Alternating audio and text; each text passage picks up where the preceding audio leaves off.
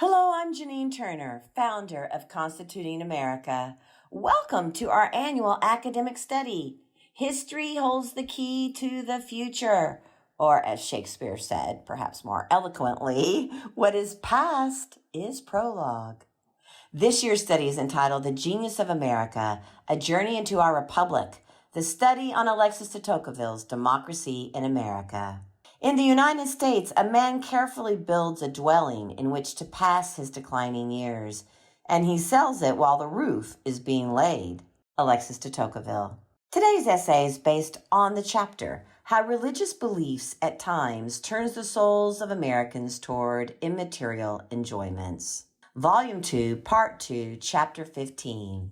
These are pages 510 through 511 of the book Democracy in America by the University of Chicago Press. How Religious Beliefs at Times Turn the Souls of Americans Toward Immaterial Enjoyments by Dr. Zachary German. While generally positive, de Tocqueville's analysis of the relationship between religion and democracy contains both complexity and tensions. He notes that religion will be shaped by a democratic society, and that it must be so shaped in order to be sustainable and suitable for a democratic age. At the same time, he maintains that a democratic society should be shaped by religion in order to thrive. In Volume 2, Part 2, Chapter 15 of Democracy in America, de Tocqueville outlines one sense in which he thinks that religious belief improves both the lives of democratic individuals and democratic societies. Just 2 chapters earlier, de Tocqueville describes how intensely Americans pursue material well-being. On the one hand, they were so obsessed with material goods that one would think that they must believe that their earthly existence will never come to an end. On the other hand, they are in such haste to acquire and enjoy as many of these goods as possible that it appears as though they live constantly driven by a fear of imminent death. To illustrate this characteristic of Americans, de Tocqueville remarks, quote, "In the United States, a man carefully builds a dwelling in which to pass his declining years, and he sells it while the roof is being laid," end quote. Yet de Tocqueville is struck by a routine exception to this fixation on material well-being. As he puts it in another part of Volume 2, Americans are, quote, "people who spend every day of the week making fortune and Sundays praying to God," end quote. Each Sunday, one finds them engaged in religious observances, not commercial or industrial activities. They head to church rather than to the market or their place of work. They read their Bibles rather than their business reports. De Tocqueville has an empathetically favorable judgment on this American phenomenon. That judgment is not grounded in religious beliefs regarding salvation or divine commands. However, his assessment is also notably different from common secular arguments for leisure. Today, many would stress that time off from work is conducive to mental and physical health. They would highlight that it allows individuals to rest, to engage in hobbies and recreation, or to be with their families and friends. Reasoning along these lines forms the justification, for instance, for the U.S. Supreme Court upholding Sunday closing laws for a First Amendment challenge in McGowan versus Maryland in 1961. It is possible to attribute a secular benefit even to the practice of attending religious services. After all, people find a meaningful source of community or human connection through religious membership.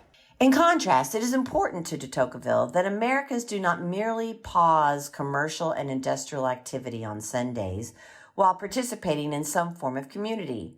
He especially cares that in doing so, they reinforce a fundamental belief about reality, a belief in, quote, the immortality of the soul, end quote.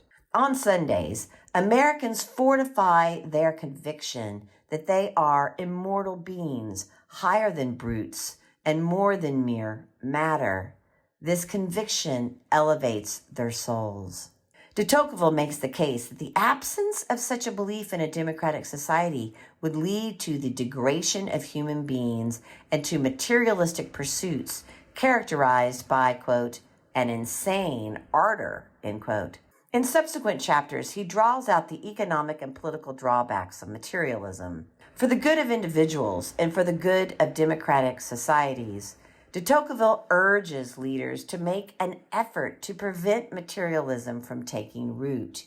He directs them to seek means of, quote, raising up souls and keeping them turned toward heaven, end quote. Despite the importance which he assigns to this task, De Tocqueville gives a somewhat cryptic prescription for the maintenance or rehabilitation of, quote, belief in an immaterial and immortal principle. He begins with an unequivocal restatement of his commitment to a separation between church and state, before concluding the chapter with a perplexing remark.